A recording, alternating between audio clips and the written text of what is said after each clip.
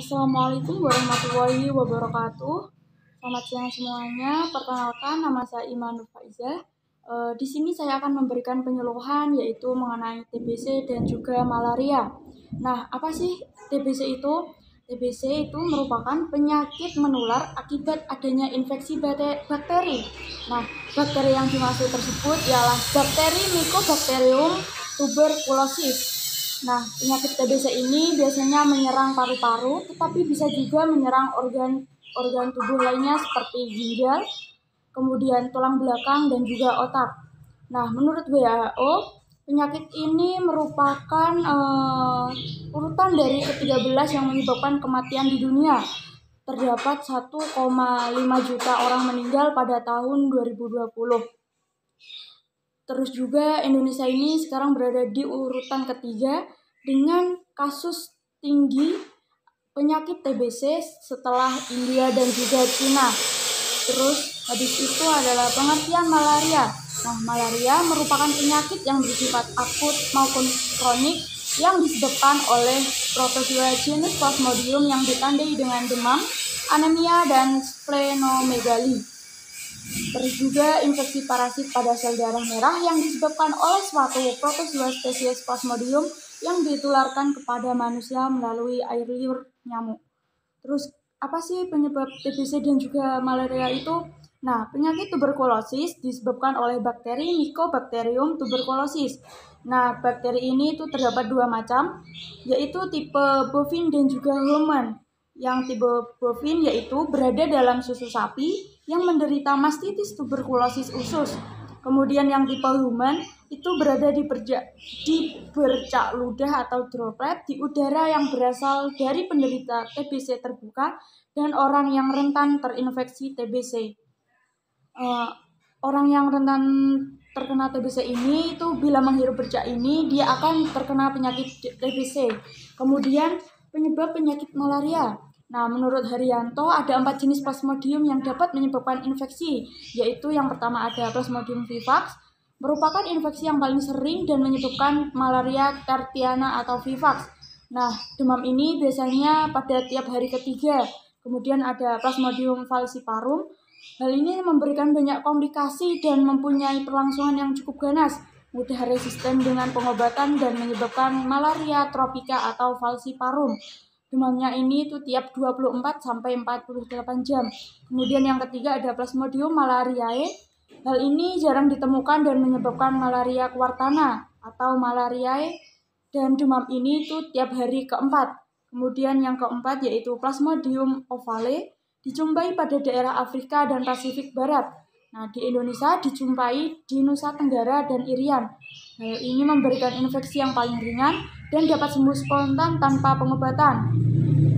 Terus masa inkubasi malaria itu bervariasi tergantung pada daya tahan tubuh dan spesies Plasmodiumnya. Nah, untuk masa inkubasi Plasmodium vivax itu 14 sampai 17 hari. Kemudian yang Plasmodium ovale yaitu 11 sampai 16 hari. Terus Plasmodium malariae yaitu 12 sampai 14 hari dan Plasmodium falciparum yaitu 10 sampai 12 hari. Nah, untuk tanda dan gejalanya sendiri, TBC itu biasanya orang yang mengidap penyakit tuberkulosis menunjukkan gejala-gejala atau tanda-tanda sebagai berikut. Yang pertama itu ada batuk-batuk berdahak lebih dari 4 minggu dan juga mengeluarkan darah atau pernah mengeluarkan darah.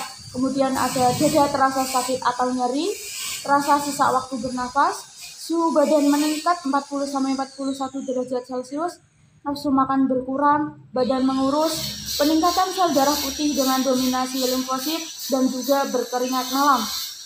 Terus untuk tanda dan gejala penyakit malaria yaitu penyakit ini itu seringkali tidak dapat terdeteksi karena gejala awalnya seperti mengalami demam dan influenza biasa yang disertai sakit kepala, sakit otot dan menggigil. Setiap jenis infeksi dari parasit Plasmodium akan menimbulkan efek penyakit yang berbeda tergantung jenis parasit yang menginfeksi penderita. Nah, berikut ini gejala yang sering terjadi yaitu demam ringan, sakit kepala, sakit otot, dan menggigil. Kondisi ini berlangsung 2-3 hari dan cenderung keliru didiagnosis sebagai gejala flu. Terus juga jumlah limfosit dan monosit meningkat jika tidak segera diobati. Terus untuk pencegahannya, Untuk penyakit DBC ini yaitu yang pertama dapat dilakukan dengan memberikan suntikan BCG atau imunisasi kepada bayi umur antara 3 sampai 14 bulan. Kemudian yaitu yang kedua, peningkatan gizi keluarga. Nah, makanan bergizi dapat meningkatkan daya tahan tubuh sehingga tubuh kita tidak mudah terkena penyakit. Terus juga yang ketiga yaitu peningkatan kesehatan lingkungan. Nah, menjaga kesehatan lingkungan ini juga dapat mencegah tertularnya penyakit TBC. Kemudian untuk mencegah penyakit malaria yaitu dengan sanitasi lingkungan yang bersih, hindari air yang tergenang, hindari pakaian-pakaian yang tergantung di kamar, dan juga melakukan 3M, mengubur, membakar, dan menguras. Nah, untuk penularan ini tadi sudah sedikit dibahas. Tuberkulosis itu bisa ditularkan melalui droplet atau bercak ludah. Nah, untuk malaria sendiri itu penularannya secara alamiah, yaitu dengan gigitan nyamuk Anopheles. Biasanya itu nyamuk akan menggigit orang yang terkena malaria, kemudian bakterinya akan parasitnya itu akan menempel di nyamuk, kemudian digigitkan ke orang lain sehingga orang tersebut juga akan terkena malaria.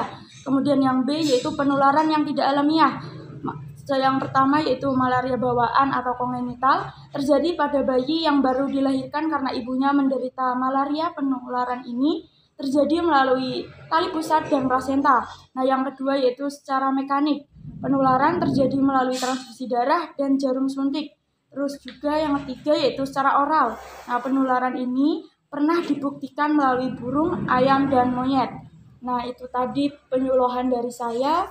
Kurang lebihnya saya mohon maaf. Semoga bisa bermanfaat. Wassalamualaikum warahmatullahi wabarakatuh.